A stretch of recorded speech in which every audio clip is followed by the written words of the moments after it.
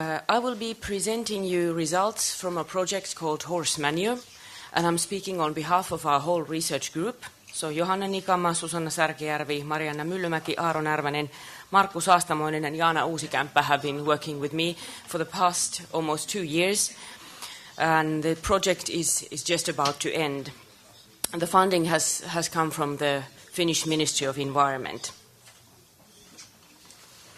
The aim of this project has been to minimize the nutrient losses from horse manure. I have here a very simplified illustration of the nutrient flows in horse stables. If we start from the fodder, where the nutrients come into the stable, the fodder is given to the horse uses it for its energy and the building blocks it needs, and the portion of the nutrients that the horse doesn't need or is unable to use, it excretes in the dung and urine. Then we have another nutrient flow coming into the stable in the bedding. The bedding can compose over 50% of the manure, so it's an important nutrient flow. And in the stalls, the dung and urine are mixed with the bedding, and the soil bedding then is taken to the manure storage, and then preferably, at least to the Finnish legislation, recycled into plant production, so it's taken into a field and the nutrients then flow back to the fodder or other crop. But we know that this cycle is not closed one. We have leakages in all of these steps, but mostly we have them from the dung and urine and the manure storage. So they can be gaseous nutrient losses like ammonia, or then they can be nutrients that are dissolved in runoff waters like phosphate, phosphorus, ammonium, nitrogen, nitrate, nitrogen, or organic compounds containing nutrients. And in our horse manure project, we were trying to make this nutrient cycle a more closed one, so trying to block the leakages into the environment where these nutrients can cause harmful effects, namely in the water systems, cause eutrophication. So we had several objectives here. We looked at the bedding.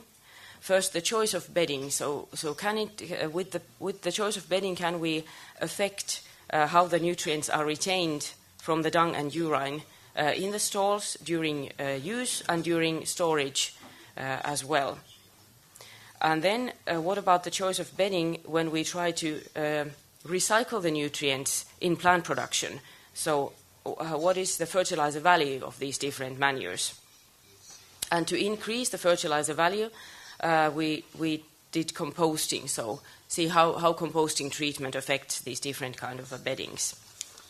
Then we had a fourth objective with seeing the removal of dung. How does it affect the nutrient flows from horse paddocks? And my colleague Johanna Nikama will present these results during the workshop number 3. So there's a poster on those. But moving on to the beddings. So we compared 3 bedding materials, peat and wood shavings, which are the 2 most commonly used in Finland, and then a newer option, the pelleted straw.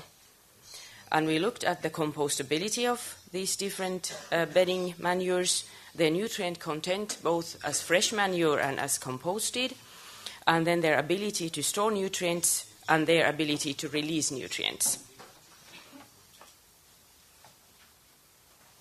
The manure was collected during January-February 2013. We had 4 one-week collection periods. So during this 1 week, one trained person cleaned stalls. We had 6 stalls in the experiment.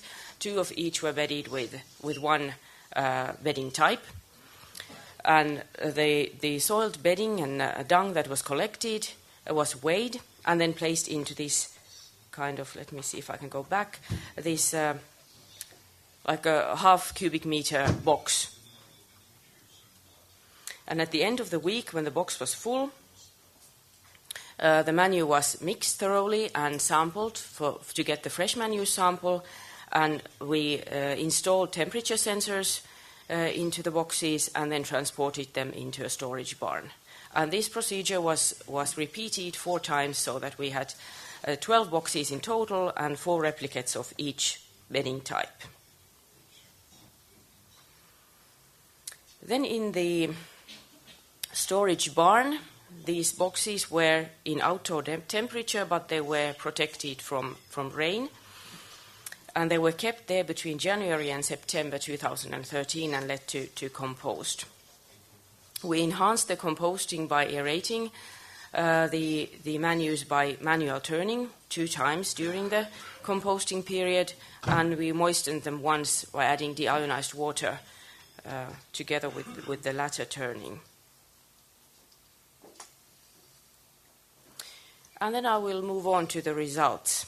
So first we can look at the compostability, what kind of characteristics. We used temperature profiles first to estimate how well the materials composted. And here are the results for the pelleted straw. So they were these temperature sensors that measured the temperature in every 4 hours. So these different lines are different sensors. We had several in each box. So the first week when the boxes were inside the stable, the temperatures increased to around 40 degrees Celsius in the pelleted straw, a bit lower temperatures in the other 2 beddings. But when we took the boxes outdoors, it was January, February, so it's in the middle of the winter in Finland, and it can be very cold, and this time it was. So because we had such low volumes or small volumes of the manures, it wasn't enough to keep them composting. The temperatures dropped quite quickly, and actually the composts or manure boxes were frozen during the March-April period. But then the spring came and the outdoor temperature started increasing, and so our composts woke up and decomposing began. And the temperatures started rising. And they peaked in the pelleted straw around 60 degrees, a bit lower in the wood shavings it was around 50 degrees, and in the peat it peaked around 30 degrees. And then the temperature started decreasing again, so then we took action and did the first aeration treatment by mixing the piles. And then we, with that, induced another temperature peak. And then we got a third one with the third turning of the composts. And at the end of August, the temperature of all the composts decreased below 20 degrees, and that's when we thought it's time to end the experiment. Okay. Then some other features we looked to estimate their compostability. First, there is dry matter loss. So we had the weight of the boxes before and after the composting treatment, and then we could calculate the loss of dry matter during the period. And it was highest in the pelleted straw. So almost 50% of the dry matter was lost during composting. Wood shavings about 30%, and peat a little less than 20%. Then the chemical characters, we looked at the ammonium nitrogen nitrate nitrogen ratio, which is high in the fresh manures because almost all of the nitrogen is in the ammonium form. And during composting, we had nitrification occurring, and the ratios dropped. There was a lot of variation in the nitrate concentrations of the composted manures, so it's a little bit difficult because of the high standard error to compare these, but we can use it as an indicator that composting happened and the nitrification occurred. And then we also looked at the carbon to nitrogen ratio, which was very high in the fresh manures, as we know, highest in the wood shavings, as can be expected. It decreased in all the manures during composting, not that much in peat, most dramatically in the pelleted straw. So there it went under 15. Then to the nutrient concentrations. We can start with the clean beddings, because it's actually a large proportion of the manure is bedding, so the nutrient concentrations of the beddings are also important. We can see that wood shavings is quite nutrient poor. There's not much nitrogen, phosphorus or potassium in it. But in the pelleted straw, we have relatively much phosphorus and especially potassium. So it increases its value when it is recycled into agricultural use. And then the nutrient concentrations of the manures. First, there are the fresh ones, and then the composted ones. And we can see that the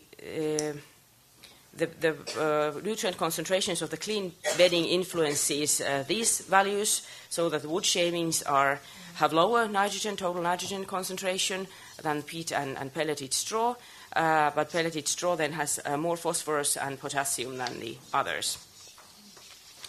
The water-soluble nutrient concentrations were analyzed from 1 to 60 water extracts. Around 30 to 40% of the nitrogen was easily soluble, water-soluble, and the proportion of water-soluble phosphorus was around 50 to 60%. So very easily soluble phosphorus in the manures. Then if we look at the bottom of the table, the composted manures, we can see that the concentrations are higher, and that is due to the loss of dry mass, and especially in the pelleted straw, where we lost around 50% of the dry mass, we have doubled the nutrient concentrations. The soluble concentrations, or the concentrations may be a bit increased, but the proportion of the soluble nitrogen and phosphorus from the total tended to decrease due to composting. And then I have here a reference from the Finnish National Soil Testing Service called Viljavuuspalvelu. They have done around, I think, 500 manure samples horse manure samples between 2005 and 2009, and their average values are given there on red. So we see that a small study gives relatively similar nutrient concentrations than this larger set of samples. Okay, so there were the nutrient contents of the manures. Then how about how the manures are able to store the nutrients? And that we studied using a rainfall simulation. At MTT Jokioinen we have this simulator where we can do artificial rainfall studies, and we had subjected both fresh and composted manure samples of 3 liter size to this artificial rainfall with an intensity of 9 millimeters per hour and for a little bit over 2 hours. And we collected the percolated water and analyzed its nitrogen and phosphorus concentrations. Okay, I'll speed up a little. So here are the results of leaching of nitrogen. So both the fresh and composted manures, and the trend was that the composted manures a bit more nitrogen leached from those than the fresh ones, but we can see that the variation was high, and of course also the nutrient concentrations were higher in the composted manures. We can't really tell that there would be any significant differences between the beddings because the variation is that high. So around 5 to 10% of the total nitrogen in the manure was leached in this experiment. And the same for phosphorus. The same trend is there. So composted manures, the absolute amount of phosphorus leached was higher. The proportion of total phosphorus leached was maybe a bit higher than in the fresh manures as well. And we can see that from the peat manure, phosphorus was leached a bit more effectively than from pelleted straw and wood shavings. And then the last slides. The ability of the manures to release nutrients. And this we used an incubation study to examine. I will very quickly explain it. So we conducted the study by mixing manure with soil, a coarse mineral soil, and then we took samples from, the moment 0, then 7 days, 14 days, 28 days, and 48 days after this. And during this time, they were incubated at plus 20 degrees. And just shortly the results. So we can see that from the fresh manure, the nitrogen concentration in the soil, which is in the y-axis, starts to decrease in all the manures. So there is nitrogen immobilization, which we can expect due to the high carbon to nitrogen ratios. But in the composted manures, it doesn't look that bad. So even though there is not much nitrogen mineralization, there is not much immobilization either. So at least we have been able to reduce that negative effect thinking about the fertilization with horse manures. So a few conclusions. We weren't able to find such significant differences between peat, wood shavings and pelleted straw that we could really recommend one of these would be better than the other, thinking about environmental aspects of using the bedding. Probably from the peat a bit more, it leaches phosphorus a bit more easily than the others, but it wasn't a very big difference. The pelleted straw had superior composting characteristics. All of the temperature profile, the carbon to nitrogen ratio, and the loss of dry mass were the best figures we got from pelleted straw. In comparison to peat and wood shavings, we can say that we can really recommend composting if we want to recycle the manure into agriculture, but it needs some active management, so the aeration is a must if we want to achieve composting. And it increased the fertilizer value, so the nutrient concentrations increased and immobilization of nitrogen decreased. So, thank you.